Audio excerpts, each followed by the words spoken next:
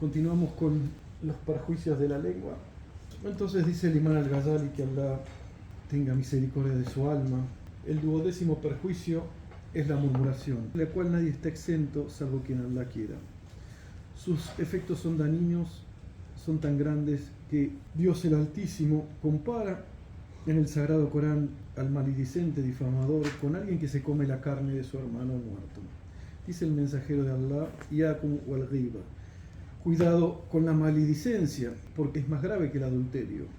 El hombre a veces fornica y se arrepiente, y Allah, glorificado sea, acepta su arrepentimiento, pero él no perdona al difamador hasta que lo perdone su víctima. Acá, volviendo a este tema, nos está hablando acerca del uso de la lengua y nos menciona particularmente el versículo del Sagrado Corán en donde menciona este tema. Es decir, la ghiba implica hablar de la persona que está ausente. Y eso tiene una connotación especial, no implica hablar mal, es decir, en el sentido de calumniar o difamar, sino simplemente decir algo de aquella persona a la cual no le gustaría escuchar. Por eso dice, nadie está exento de este mal excepto quien Allah, quien Dios quiera. Y el profeta alayhi salatu wasalam nos hace una advertencia acerca de eso. Yakum wa ghiba, cuidado con, les advierto acerca de esta, les advierto acerca de este tema, porque es peor o es más grave que la fornicación. ¿Qué quiere decir acá? Es decir, existen dos tipos de daño que uno puede producir. Uno contra los derechos de Dios, que eso es entre el siervo y Allah, y otra entre dos personas, es decir, entre dos siervos de Allah. Es decir, mientras uno puede cometer un acto el cual Allah desaprueba y está relacionada pura y exclusivamente con sus derechos, por ejemplo, la oración, por ejemplo, el ayuno Ramadán, por ejemplo, el zakat, o cualquier cuestión, cualquier acto que Dios específicamente menciona la que está mal realizarlo, por ejemplo, beber alcohol. Pero eso vuelve y queda entre el siervo y su señor. Por otro lado, existe una relación entre dos personas, la cual eso no puede ser reparado ese daño, es decir, no puede ser reparado ese daño hasta que uno no repara a aquella persona que lo dañó. Es decir, en este caso, hasta que uno no le pide perdón y es disculpado por la persona a la cual sufrió ghiba. Y dice que el profeta alayhi salatu wasalam en la noche del Laylatul Miraj vio ese tipo de personas las cuales se estaban arañando sus rostros con sus propias uñas. Y él le preguntó a Gabriel, ¿quiénes son estos? Son los que difaman a la gente y la injurian en su honor. Nuevamente, esta es la forma que nuestras acciones toman una vez que partimos de este mundo. O sea, es en el mundo de las imágenes, de las alusiones, de las analogías. El mundo en donde cada una de nuestras acciones toman forma. De tal forma, si uno se comportó como un cerdo, es decir, si era una persona el cual no tenía, en este mundo no hemos tenido ningún tipo de cuestión que está relacionada con la decencia, con la honradez, con las formas adecuadas de proceder, si no nos comportamos como un cerdo, que se refiere a formas y modos que tienen ese tipo de animales, es decir, una promiscuidad en cuanto a sus relaciones, en cuanto a sus formas de proceder y demás. Y así con cada una de las cuestiones que el profeta alayhi salatu wasalam fue mencionando. Tan es así, habíamos mencionado, tan es así que se menciona uno de los relatos que el profeta Moisés, que la pasea con él, ha dicho que el último en entrar al paraíso será aquel que se arrepiente, el arrepentido de una difamación. Y aquel que muera obstinado en ese acto será uno de aquellos que serán destinados a ingresar en el infierno. De la misma forma, Jabir radiyallahu ta'ala anhu contó que una vez estaba con el mensajero de Allah sallallahu alayhi wa sallam y le dijo pasaron frente a dos tumbas, el profeta alayhi salatu wasalam mencionó, ambos están siendo castigados, y no son por kabair, o sea, se traduciría por pecados capitales. Uno de ellos está siendo castigado por ser un murmurador, alguien que practicaba la maledicencia, y el otro está siendo castigado por no cuidar o no preservar sus ropas de las impurezas, de la orina. Y puso dos ramas verdes y dijo, su castigo será aliviado mientras estas ramas permanezcan de esta forma. Lo que nos menciona acá y lo que nos quiere decir que no entran dentro de los pecados capitales, pero nos hace una mención especial, que cada acto que realizamos, cada cuestión que emprendemos, cada cuestión que son pecados menores o no capitales, tiene una repercusión en el ákhira, ¿sí? En el mundo venidero. Después continuamos pasamos a lo que hablamos, quedamos en la anterior oportunidad, y dice, la maledicencia es decir algo de alguien en su ausencia, que si él lo escuchara le desagradaría, aunque lo dicho sea cierto. Esta es la definición de Eva. Si lo dicho es falso, se llama calumnia o falsedad. Todo lo que puedas decir que le provoque un daño a una persona es maledicencia. O sea, todo lo que uno pueda hablar y decir que le produzca al prójimo un daño entra dentro de esa categoría. Tan importante es preservar nuestra lengua, preservar nuestro ser de todos estos aspectos. Puede ser que lo digas sobre su cuerpo, como afirmar que es cualquier característica, pero uno puede decir petizo, negro, blanco, con un tono despectivo, impúdico, etc. Este es el hijo de tal o cual persona y demás. También lo que uno puede decir sobre su carácter, es un arrogante, es un cobarde, es una persona débil. Hablar todos estos actos también entra dentro de esta categoría. Es decir, nosotros lo que debemos esforzarnos, cada uno de nosotros, es de no buscar adjetivos calificativos. Especialmente tenemos que tener en cuenta cuando esos adjetivos calificativos ofenderían a quien lo escucha. Por otro lado, es algo que realmente es claro, ¿no? Es claro, pero muchas veces nos dejamos llevar por el devenir de una conversación que pensamos que puede ser totalmente inocente, totalmente, digamos, fuera de toda tacha. Simplemente estamos hablando y diciendo algo que nos parece que es así, pero una persona que está mal, que está desarreglada, que es sucia, que es esto, que aquello. Uno debe guardar silencio. Lo mismo cuando decimos que tal persona no reza bien, se inclina o hace el suyud, la posternación de tal o cual forma, no paga esto, no hace aquello. O sea, nos tenemos que abstener de realizar o de decir cualquier cosa que genere un dolor en el prójimo, si lo escucharon. E incluso llega al punto de hablar sobre su ropa.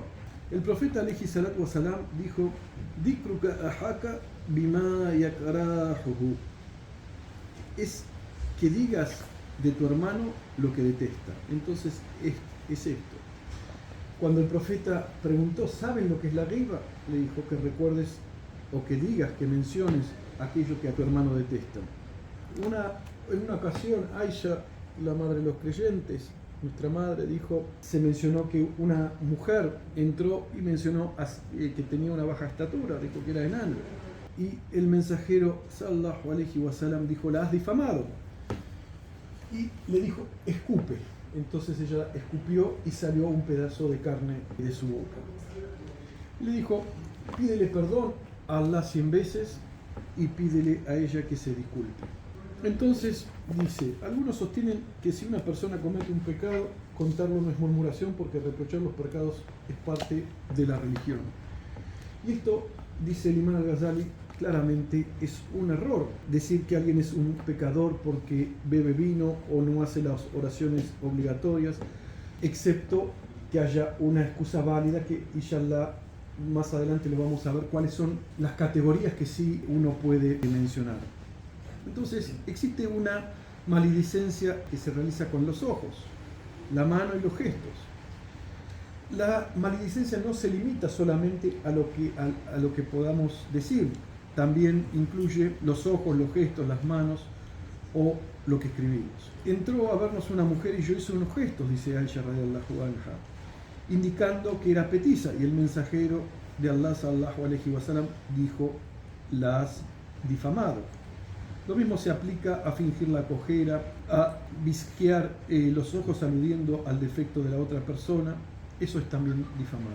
Pero si uno no menciona el nombre y dice tal persona hizo esto, esto no entra dentro de la categoría de la murmuración. Simplemente lo que está indicando acá que es personalizar algo. Cuando uno personaliza indicando con nombre y apellido a tal o cual persona, sí entra de esos actos. Algunos de los piadosos ignorantes e hipócritas suponen que esto no es difamación, como cuando se menciona a alguien en su presencia, exclaman: alabado sea Allah que nos ha preservado de tal o cual conducta. Es decir, cuando claramente uno está indicando a la persona, ¿sí? Es evidente que si uno se menciona algo, una persona, y dice eso, uno lo está señalando a la persona en cuestión. También puede ocurrir que se difame a alguien en su presencia, diciendo, por ejemplo: glorificado sea Allah, subhanallah, bravo para ti, para que esa persona que le ha contado algo vergonzoso se alegre, o para que otros presentes en la reunión presten atención y escuchen. Esto es común también. Si uno le tiene que decir algo a alguien, tiene que ser en un ambiente en el cual haya privacidad. Es decir, si uno ve que alguien está cometiendo un error durante la oración o durante cualquier acto de adoración, no es simplemente separarlo. Mientras haya gente que claramente puede entender o escuchar aquello que se está indicando, entonces ahí no es la forma de proceder y entra dentro de esta categoría. Es decir, uno también tiene que proceder a las formas, a la conducta, es decir, a la edad de decir las cosas. Cuando uno dice las cosas, las tiene que decir. Si le tiene que decir algo, tiene algún inconveniente, lo tiene que corregir, tiene que hablar algo, lo tiene que hacer en privacidad. Entonces, se cuenta que Abu Bakr y Omar radhiyallahu anhuma estaban caminando juntos y uno de ellos le dijo al otro: fulano es un dormilón. Luego, cuando estaban con el mensajero de Allah sallallahu alaihi wasallam, le pidieron algo para comer con el pan y él les dijo: ya lo habéis comido. No sabemos que hayamos comido algo. Respondieron: claro que sí, comiste la carne de vuestro hermano.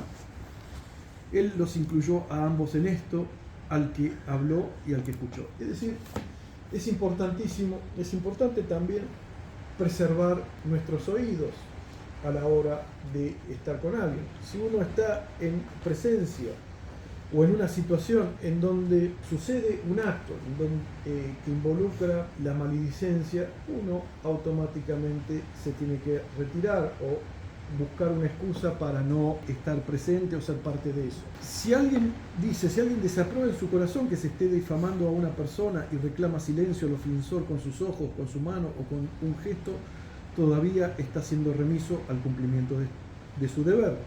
Debe ser explícito y serio en la defensa del derecho del ausente, sin negligencia, porque se relata en los hadices que Allah, el Altísimo, en el momento de mayor necesidad, abandonará a quien difamó a su hermano musulmán o no lo ayudó y lo dejó desamparado.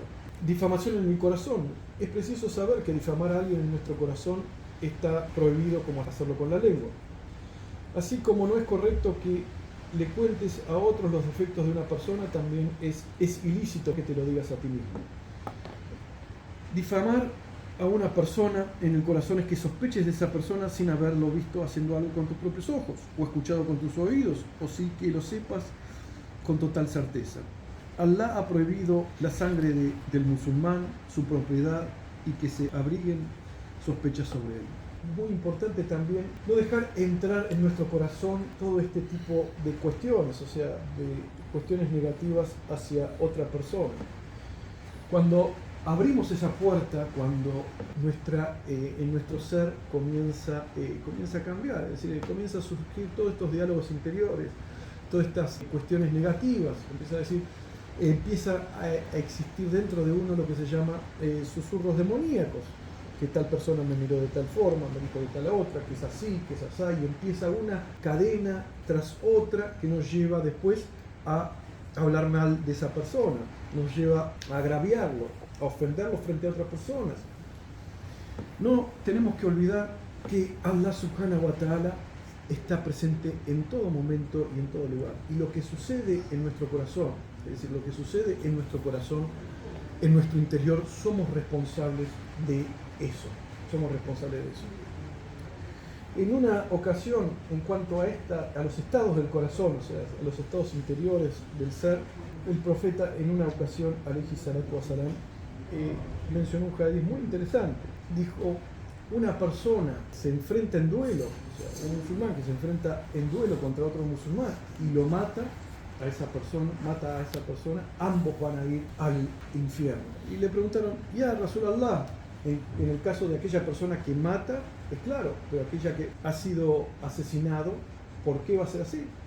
Porque él tenía en su interior, en su corazón, la intención, salam aleikum, siéntese acá, que no de matarlo. A la hora de evaluar nuestros actos, los actos interiores, ¿cuándo somos responsables y cuándo no? Es decir, ¿cuál es el momento justo en nuestro mundo interior que somos responsables? Es decir, existe la acción que claramente, si la cometemos, somos responsables. Ahora, si no cometimos esa acción, ¿somos responsables o no? Si pasó en nuestro interior y no lo cometimos.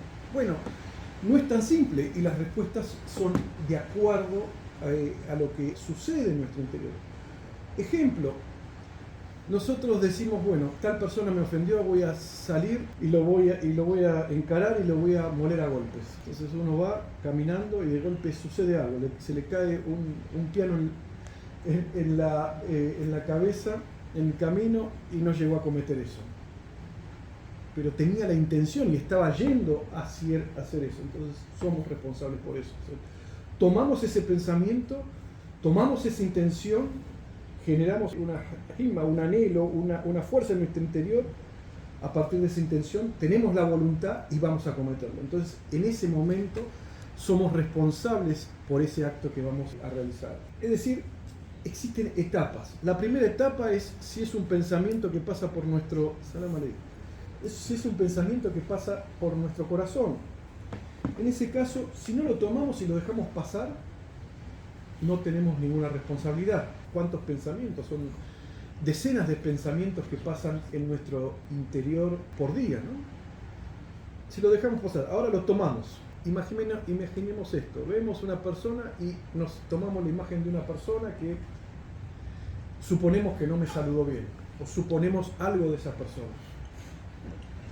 Existen dos opciones, lo dejamos pasar o seguimos.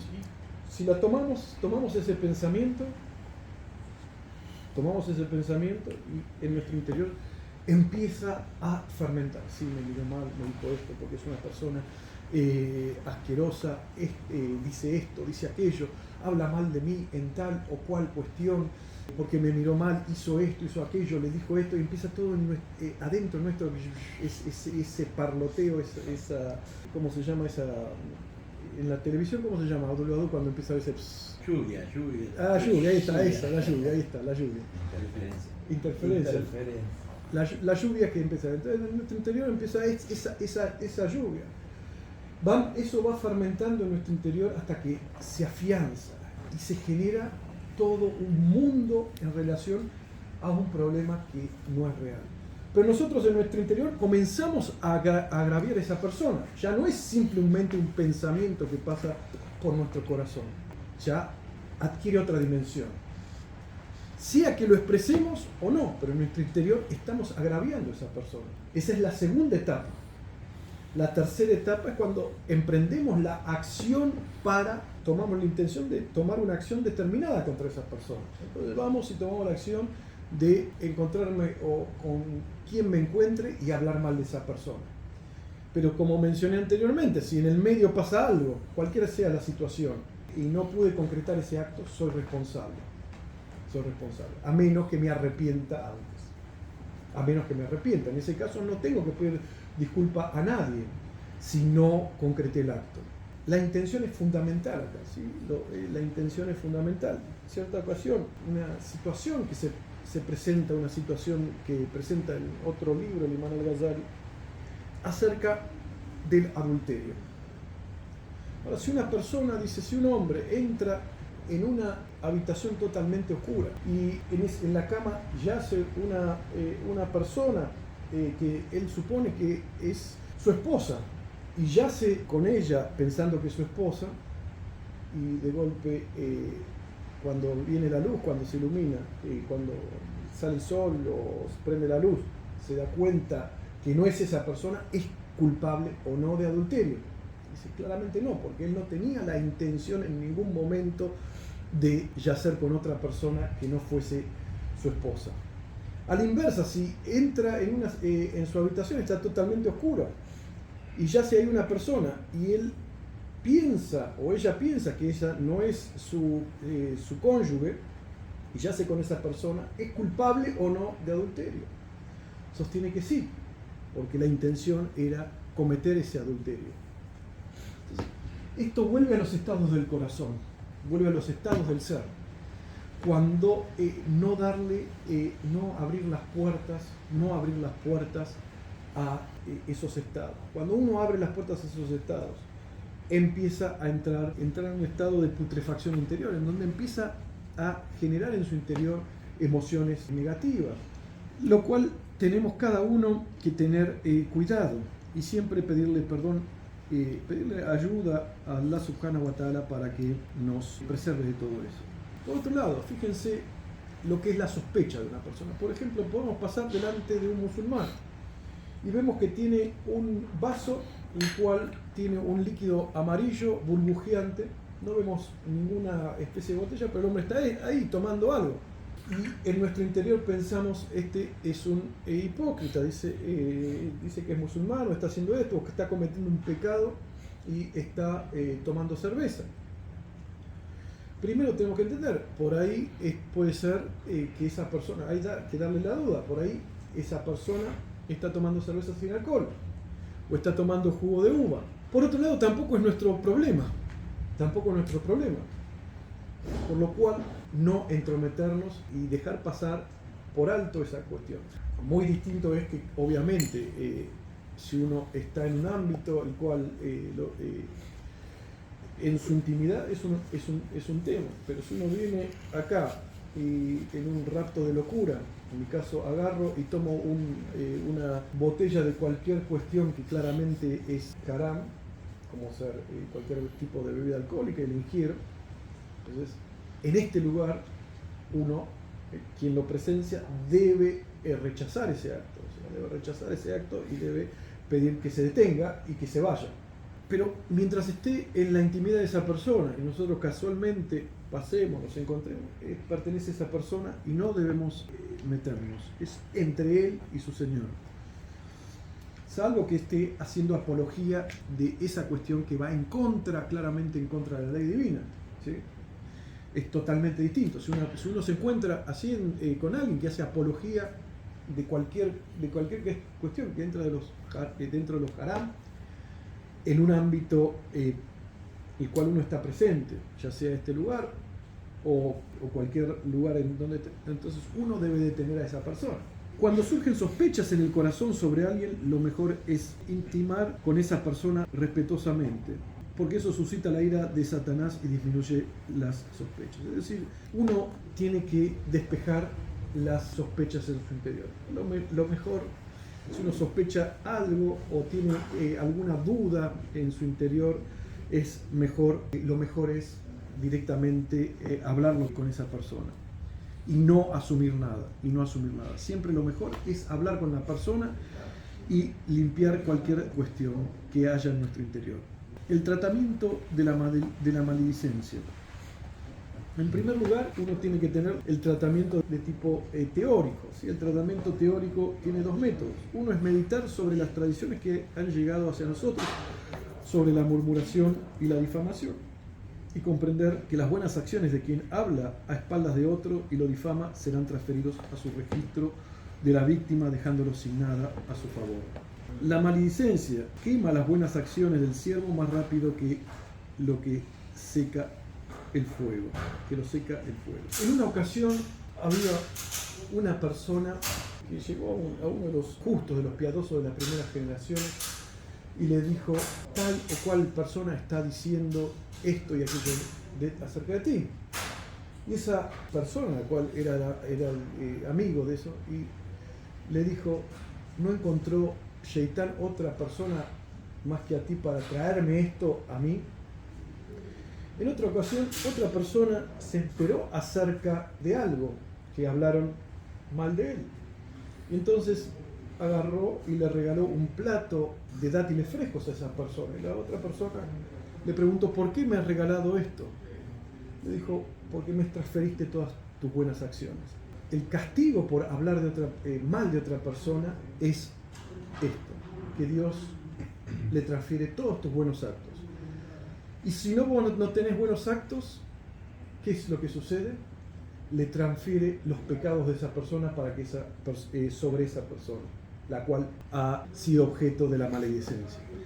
Es decir, que si uno no quiere que suceda eso, tiene que entender cuáles son las consecuencias de la giba, de la murmuración, de la maledicencia, y cómo consume las obras. El segundo es reflexionar, ¿sí?, sobre los defectos propios. Entonces, la otra cuestión, en vez de poner una lupa sobre la paja que hay en el ojo ajeno, ¿por qué no miramos el tronco que tenemos nosotros? ¿Cuántos defectos tenemos cada uno de nosotros? ¿Somos seres perfectos? ¿Y cuál es esa sensación que tenemos de su superioridad para criticar a otra persona? ¿O hablar mal de otra persona? ¿O señalar sus defectos? Todos somos seres que tenemos, cada uno de nosotros tenemos decenas de defectos. No tenemos que poner el ojo sobre el otro. Siempre tiene que ser sobre nosotros mismos. Obviamente pueden pensar cuál es el punto. Bueno, vamos a ver, obviamente si alguien es un ladrón y está cometiendo un acto que está de alguna forma dañando a través de ese acto de robar a otra persona, obviamente uno lo tiene que señalar y advertir a quien está cerca para que no lo roben. Uno debe entender el núcleo de este asunto, ¿no? En cuanto al tratamiento de los aspectos prácticos, la primera causa es que uno está enojado con esa persona por alguna razón. Lo primero en este caso es comprender que ser arrastrado al infierno por estar enojado con alguien es una tontería, es perjudicarse a sí mismo. Dijo el profeta alaihi salatu wasalam, a quien se haya tragado su ira siendo capaz de manifestarla, Allah lo llamará el día de la resurrección antes que al resto de las criaturas para que elija cuál de las huríes desea. En otra ocasión, el profeta alaihi salatu wasalam dijo, no es fuerte quien derriba a su oponente, sino es fuerte quien controla su enojo, quien controla su ira. O sea, la capacidad, esa resiliencia que uno debe tener es el control de esa sensación, de la emoción violenta, de la ira, es lo que nos hace fuertes. También es otro aspecto del hadith que dice, al-mu'min qawiy khayrun wa habba ila Allah min al-mu'min daif. El creyente fuerte es mejor y más amado para Allah que el creyente débil. O sea, esa fortaleza es también una fortaleza interior, Refrenar la ira no es algo sencillo. Por otro lado, también el resentimiento. El resentimiento, ha dicho el profeta, quien es un resentido no tiene religión. Aquel que es resentido no tiene religión. La segunda causa es buscar la aprobación de otros, procurando con eso que ellos estén satisfechos con uno. O sea, cuán común es hablar mal de una persona para quedar bien con un grupo de personas. Cuán común es eso. O sea, y quizás es un fenómeno que no nos damos cuenta y funciona a nivel subconsciente. Y tenemos que entender que eso es una idiotez, porque quizás nos estamos buscando la complacencia de los seres humanos y eso genera que Dios no se complazca con nosotros, nos aleja de Dios. Entonces, lo que uno tiene que poner en su interior es siempre complacer a Allah subhanahu wa ta'ala en cada uno de sus actos. Me pueden preguntar, ¿se disocia la complacencia de Allah con complacer a la creación? No, porque cuando uno complace al Creador, complace a la creación, en todos los aspectos positivos. Claramente esto no es un aspecto positivo, sino es algo negativo.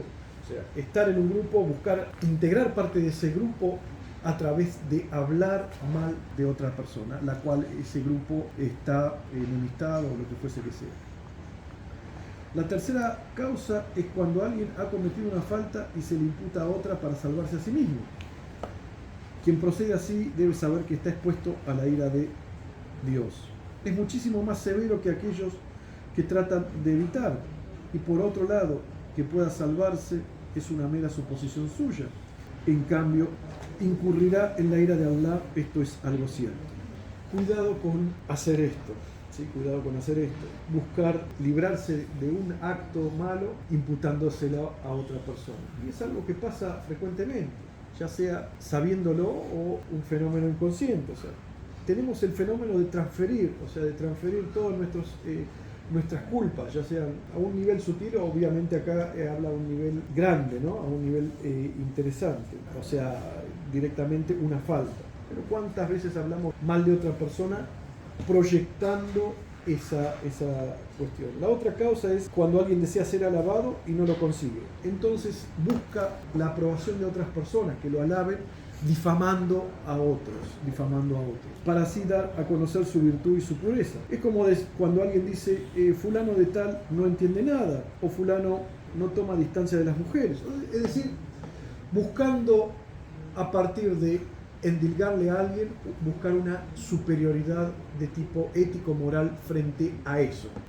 La otra causa es envidiar la jerarquía o el conocimiento o la riqueza de alguien.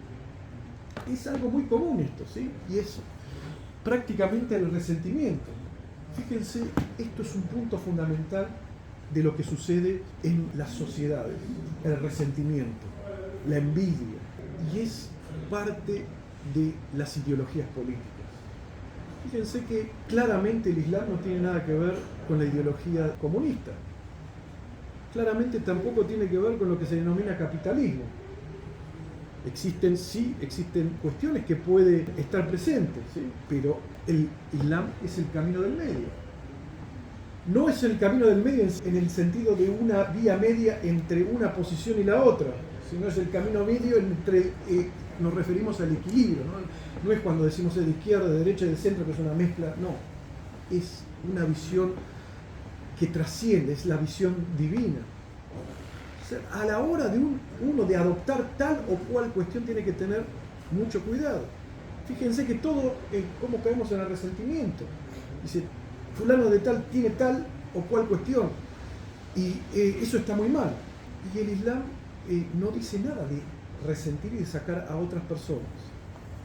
Fíjense que había en Medina, en un momento hubo una hambruna y había gente la cual tenían bienes y para subsistir esa hambruna que estaba sucediendo, que estaba pasando. El profeta alayhi salatu wa salam en ningún momento fue y díganle a que sabía que lo tenían, sáquenle eso que tienen más y distribuyanlo. ¿Por qué? Uno se tiene que preguntar por qué. Sallallahu alayhi wa sallam dijo eso. Y es algo que está en el Sagrado Corán, es el balá, la prueba.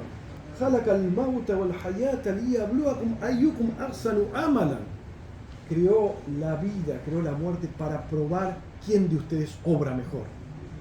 Obrar bien.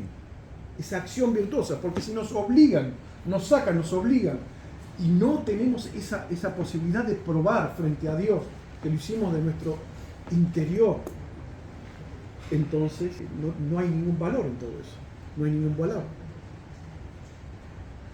Por otra parte, obviamente lo que impuso Allah es el zakat, que es la caridad obligatoria, pero fuera de eso no existe esa coacción. Entonces el resentimiento, envidiar la jerarquía de alguien, ¿por qué tal persona está ahí y yo no? Es lo primero que poner el ojo en lo que tiene el otro, poner el ojo, y eso es algo que ¿cuántos conflictos se generan por eso? Veamos la historia de la humanidad. ¿Cuántos conflictos no? Porque es aquel, es así. Y eso sucede en todos los ámbitos. En los ámbitos políticos, del mundo religioso, del mundo espiritual. Sucede esa envidia. Y uno tiene que ser consciente acerca de ello. Si uno no es consciente que envidia, que cada uno tiene ese mal en su interior, entonces piensa que es absolutamente inocente de cualquier cosa. Que eso no sucede, que si es algo la envidia, sí, es algo que sucede y que no me sucede a mí, le sucede a cualquier otro, pero a mí no me sucede. Envidiamos. Si no tenemos presente que envidiamos, entonces caemos en esa cuestión. Y esa es una de las causas por lo cual entramos en la murmuración y la maledicencia. ¿Cuántas veces se dio o se ve en ámbitos espirituales y religiosos eso? O tal o cual persona sabe algo, y entonces lo tenemos a disminuir. No llega a los pies de tal o cual persona, no sabe esto, no sabe aquello. Es básicamente entrar en un estado demoníaco.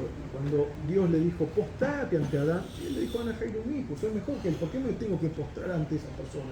Es lo mismo que cada vez que Dios envió a uno de los mensajeros, esas personas, Allah describe esa situación, diciéndole, Mantum illa basharun misluna, wama anzalna rahmanu min shay'in in antum illa fi dalalin mubin. Son seres humanos iguales que nosotros.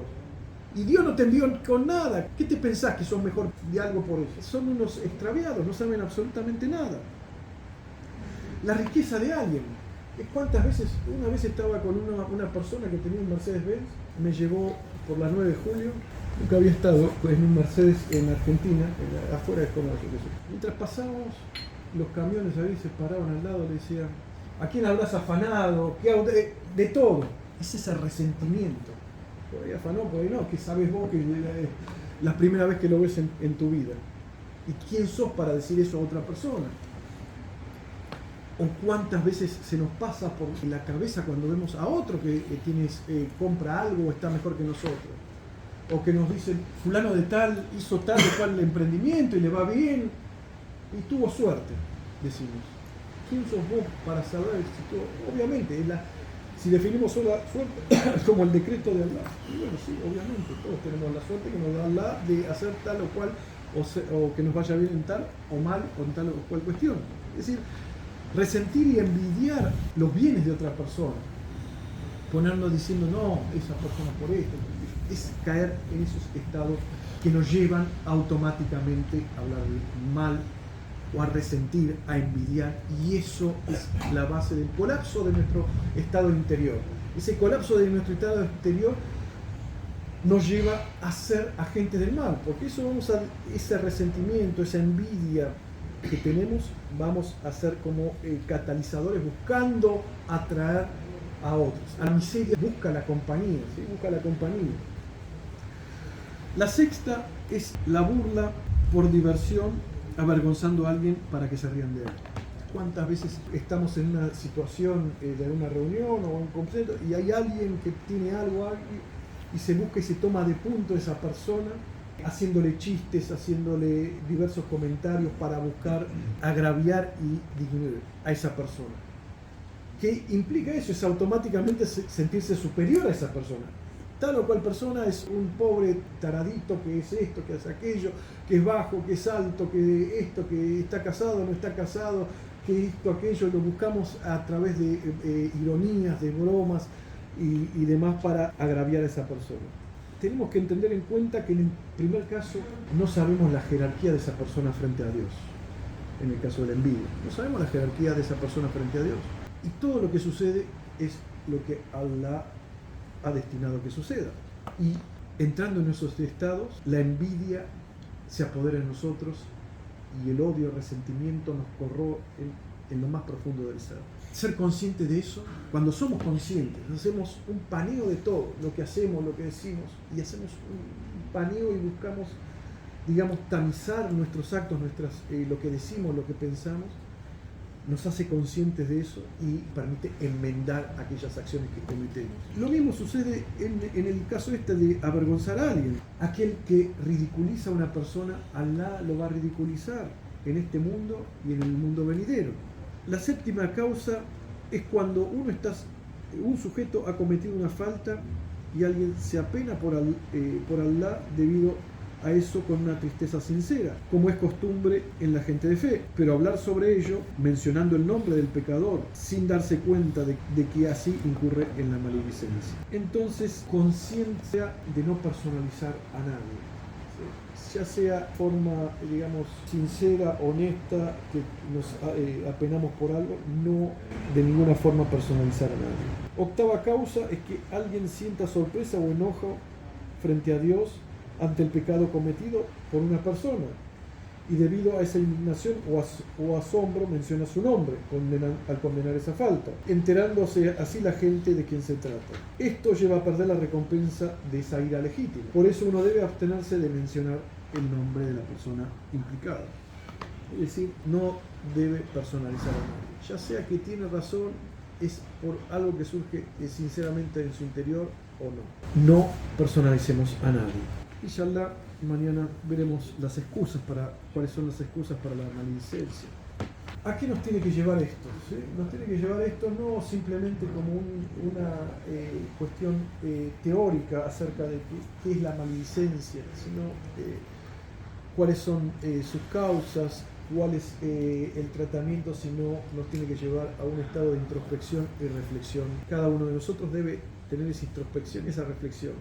¿Quién es objeto de esa maledicencia? En los distintos niveles y en los distintos aspectos, interior o no. Así que cada uno de nosotros tenemos que hacer esa reflexión, tenemos que profundizar, tenemos que buscar esa situación y no transferir. Es decir, si yo soy un buen tipo, no hago esto, siempre es el otro. Si no somos severos a la hora de pedirnos cuentas en este mundo, se nos serán pedidas en el mundo venidero. Y ahí la cuestión no tiene solución. Tenemos que pagar por aquello que hicimos. Mientras estamos en este mundo, que es el mundo en donde podemos solucionar cada uno de los actos, es el mundo del balá, es el mundo de la prueba, es el momento para poder mejorar. Que Allah subhanahu wa ta'ala nos libere a todos de la maledicencia, que nos permita ser continentes de nuestra lengua, que nos permita ver todas aquellas situaciones en donde caímos presa de ese pecado y como vemos nadie está exento de ello, que nos permita arrepentirnos, nos permita enmendar todos aquellos actos que cometimos e irnos de este mundo sin nada pendiente. Allahumma salli wa sallim wa barik ala ashrafi نور الجنبي الأنبياء والمرسلين عليهم والحمد لله رب العالمين. الفاتحة. اللهم صل على سيدنا